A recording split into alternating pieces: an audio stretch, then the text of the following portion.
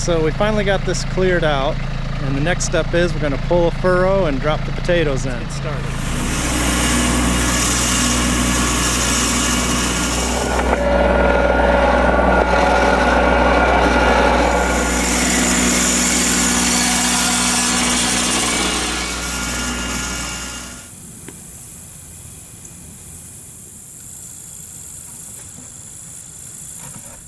Alright guys, got my potatoes in.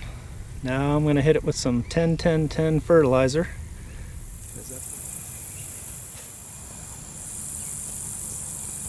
Check out the potatoes. Don't they look great? Man, I think this might be the best they've ever looked. Here's row number 2. Okay, there's row number 1 and row number 2. About 100 pounds per row. Okay, so I got my wash station coming together. Working on this, not quite done yet, but if you remember, poured the concrete for this a few months ago. Got the slab in here, and now I've used an old sink out of a house we renovated, and I got this whole setup is right off my garden, so I can just haul stuff straight out of the garden, bring it right over here instead of taking it into the house. My potatoes out.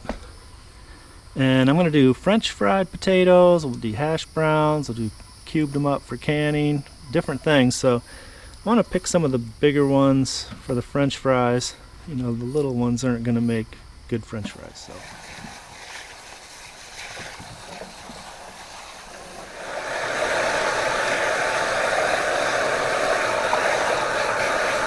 Alright guys, got them all washed up, ready to go.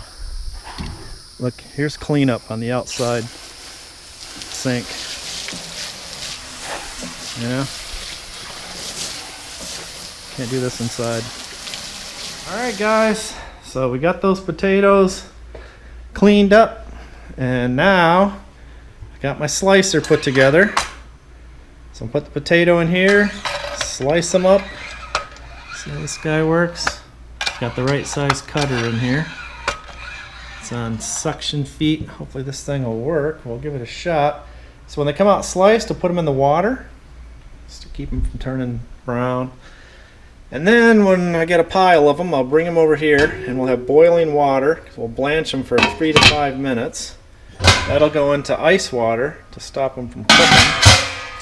And then I'll put them on here, dry them out a little bit, and then vacuum seal them in the other room and put them in the freezer. So let's get started. Go ahead and get this water boiling so it'll be ready to go.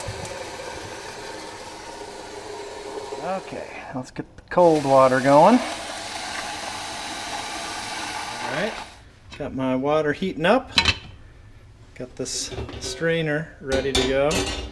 We'll pop them out of there and into the ice water. Alright guys, I'm going to try and do this with one hand so I can film it. Get our potato. Oh, that's a good one. Right there. I think it's important to get it in here straight. Like, you wouldn't want to do it crooked. It just makes it harder to push it through. So I got it in there, and I'm just going to push it through. Boom! Look at that! Nice! Let's do another one. I'm making a mess. Potato in here, and wham! One more. Okay, potato. Put it in here. I'll give you the view from this side. Ready? Boom! Alright. Boom. That's how you do it. Just catch it. Boom. It goes through pretty good.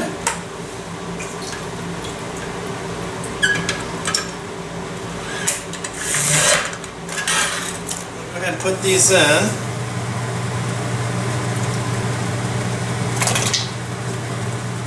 Strain these out of here and into the ice water.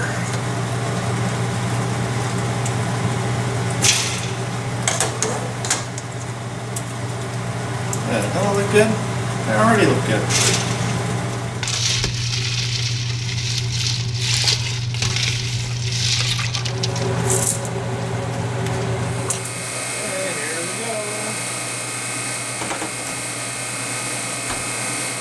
Okay, so I got these in here for about half an hour just so they won't stick together. So let's get these out of here. And so now, all that noise is from the freeze dryer. Got that running as usual. Anyway, got a bag here, gonna vac seal them, and then we'll put them back in the freezer.